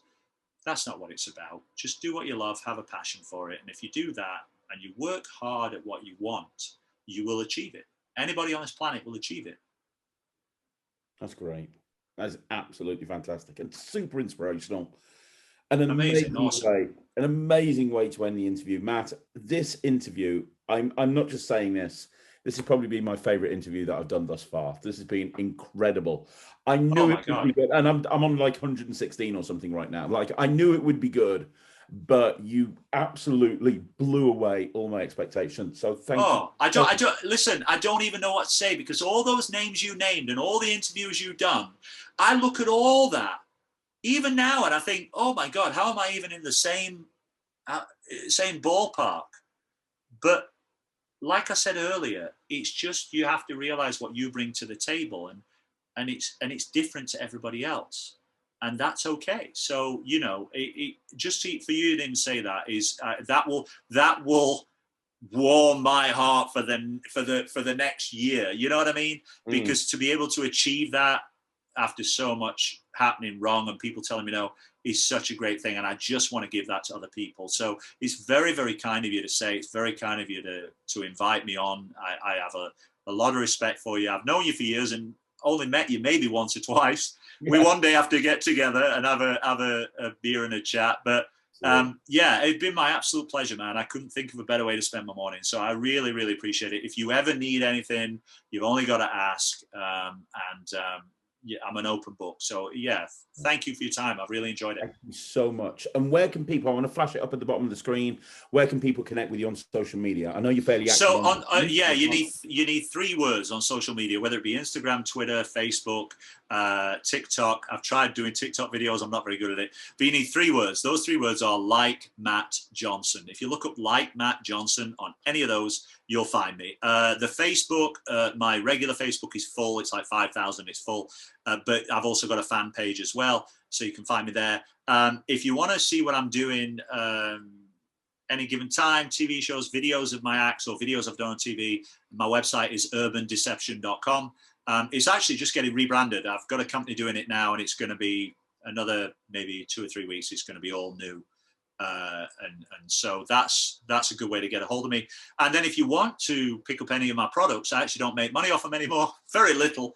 But my products, Murphy's and Penguin, all my downloads are on Penguin. If you search Matt Johnson or Matthew Johnson, it will bring up different things because I changed my name to Matt Johnson. And you know, any magic store in the world's got my stuff. I think that's it, really. I think that's it. It's amazing. That's how you can get a hold of me. Yeah. Absolutely amazing. Absolutely amazing. I want everybody that's watching this video to connect with Matt on all of his social media and make sure you follow this guy's journey because he is super inspirational. Leave a comment down below. I know that you'll look at them, so make sure that you leave a comment so Matt can read them. And, you know, on behalf of everyone who's watching this, thank you so much. And I cannot wait to see what the next stage of your journey is, because I know it's going to be. Oh, me too, man. It's been an absolute pleasure. And anybody that friends me, if you have a question or whatever, just shoot me a private message. I don't always get back to them right away, but I'm pretty good.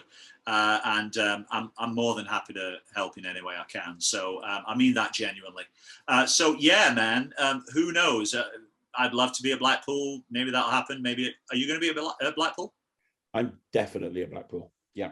Let's hope there is one. Fingers crossed. I'm everything crossed that there's crossed, but yeah, hopefully I'll be at Blackpool.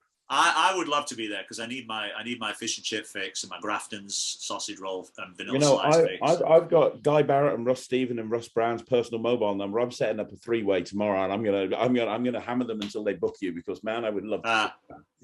Well, let's hope so. Yeah, man. No, absolute pleasure. Really is. So thanks again. Be well. All the best to your family, and just be safe in these crazy times. That's the most important thing. Absolutely. Guys, thank you so much for watching. Like I said, connect with Matt, leave a comment down below, and I'll be back again tomorrow with another video. I'll see you then. On behalf of the Pomeranian, see you soon.